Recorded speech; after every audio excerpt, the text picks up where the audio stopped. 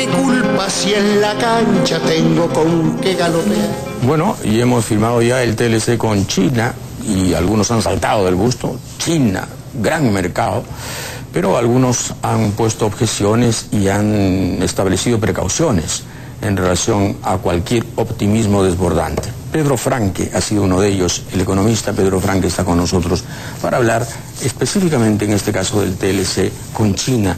¿Por qué no deberíamos estar demasiado alegres con esto?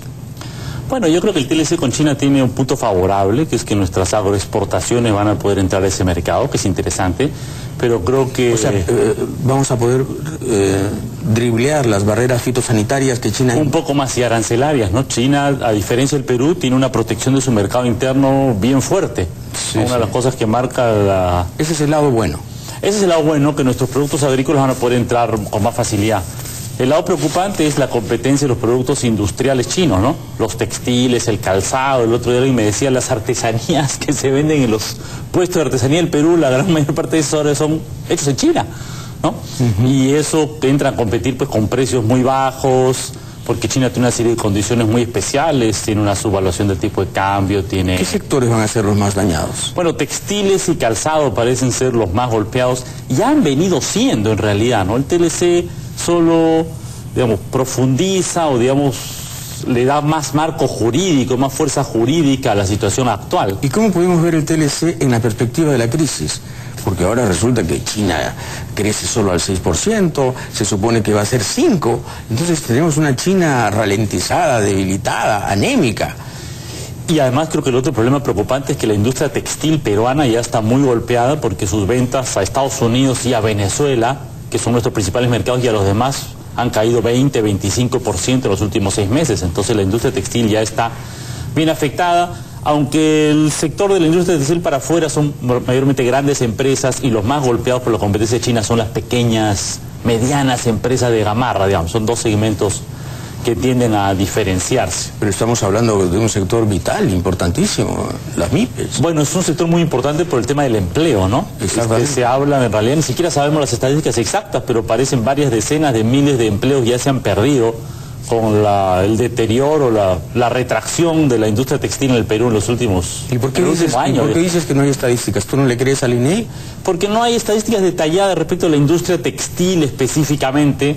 Las industrias del INEI parecen mostrar que la industria en general ha perdido entre 30.000 empleos más o menos el año pasado, pero las estadísticas no diferencian exactamente cuánto es solamente la parte textil, y no se han hecho estudios respecto de cuánto se debe exactamente. ¿Tú crees que hemos estudiado lo suficiente el asunto con China? No, yo creo que no. De hecho, no hay ningún estudio específicamente nacional al respecto. El único estudio que hay es un estudio que se hizo conjuntamente con China. Pero bueno, yo creo que es bastante razonable que cuando uno entra en una negociación uno haga un estudio propio, sin tener que confiar todos los secretos o todos los cálculos. ¿Y por qué este apuro olímpico, atlético, por firmar? Yo creo que el apuro tiene que ver con las inversiones, no con la parte comercial, porque este tratado tiene una parte de inversiones que protege a las inversiones chinas respecto a posibles reclamos medioambientales, laborales, tributarios que hay en el Perú, y China está invirtiendo muy fuerte en la parte minera. O sea que esa empresa china en Shougang, que está a 50 kilómetros de la frontera... Efectivamente, Majas, que ahora es China. Exacto. Y sabes que el TLC establece una disposición que nunca se había establecido. Esa empresa china, en realidad, está ubicada en Inglaterra. Los socios son chinos, pero la empresa está formada en Inglaterra. Tiene la sede ahí. Tiene la sede en Inglaterra. Entonces, estrictamente es una empresa inglesa, no china. Pero el TLC establece que no solamente se protegen las propiedades de las empresas chinas, sino las empresas que los chinos puedan tener en cualquier parte del mundo. Cosa que no se ha establecido en ningún otro TLC, ¿me explico? O sea que se ha hecho explícitamente, se ha puesto en el TLC algo para proteger esas empresas chinas que están, digamos, de chinos, que realmente son inglesas, basadas en Inglaterra, para que no estén protegidas en esta triangulación, digamos, de la propiedad. Y yo creo que eso es el punto fundamental, porque, como digo, esta inversión china que es muy fuerte... Ese paraguas a las inversiones chinas, estén domiciliadas donde sea, ¿hasta dónde llega? ¿No podemos tocar las inversiones chinas?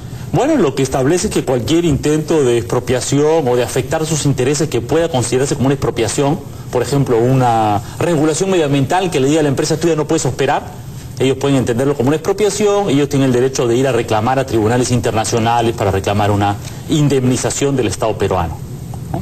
Entonces tienen no es absoluta, no, pero tienen un beneficio de un tribunal internacional. Que no tenían antes. Que no tenían antes, y que de hecho los chinos tampoco se lo dan tan abiertamente al Perú, porque los chinos, dice el Tratado de Libre Comercio en una pie de acápite, por si acaso para China estos reclamos primero pasan porque se agote la vía administrativa y judicial china.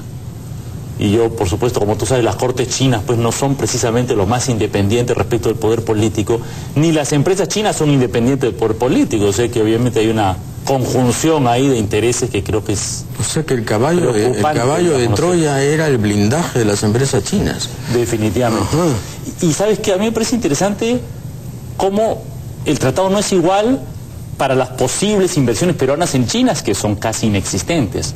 Pero por ejemplo el tratado dice: las empresas chinas en el Perú tienen que ser tratadas como las peruanas. El trato que en el Perú se le da a los peruanos se le da a los chinos, porque eso ya estableció en la Constitución peruana y eso se respeta. Pero si las inversiones peruanas fueran a chinas, no es lo mismo. Se aplica la regla que hoy rige en China, que es por supuesto que no rige la misma regla para los extranjeros que para los chinos.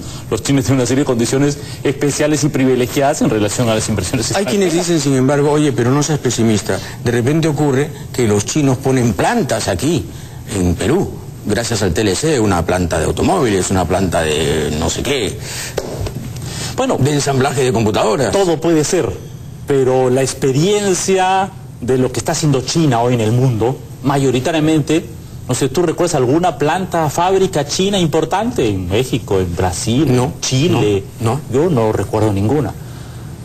¿Conoces empresas chinas que están sacando petróleo, minerales en el resto del mundo? Sí, en África, en Perú, en otras partes de Latinoamérica. Entonces la estrategia china actual es producir ellos las manufacturas y abastecerse de materias primas.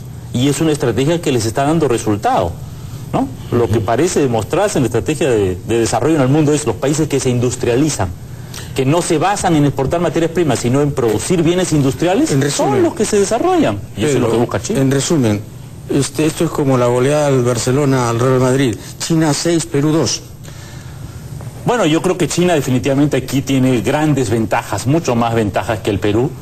Como digo, el Perú también tiene algunas ventajas, pero yo creo que el problema de estos TLCs, como los otros, es que insisten en ubicar al Perú como un país productor y exportador de materias primas, ¿no? Es un país que se basa en que la inversión extranjera venga a sacar nuestros minerales, nuestras materias primas, y yo creo que ese no es un buen camino del desarrollo, eso no lleva a la prosperidad de las naciones. Es una renuncia explícita a cualquier proceso de industrialización nacional, ¿no?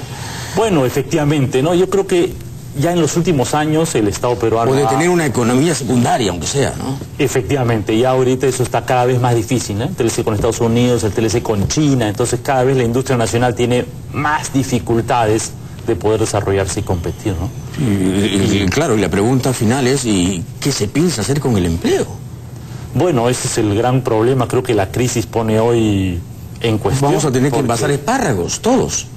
Y nos dedica a envasar espárragos. Bueno, lo que pasa es que eso tiene una posibilidad, porque está bien. No, está muy bien, pero el asunto es que... Pero tiene también un límite. Si cerramos lo textil, si cerramos el calzado, que realmente nos ha ido tan bien en estos últimos años, que empezamos Nuestras posibilidades de desarrollo industrial son mucho menores y nos vamos a quedar mucho más constreñidos a materias primas, y como tú dices, ahí lo único que da empleo es la agroexportación, ¿no?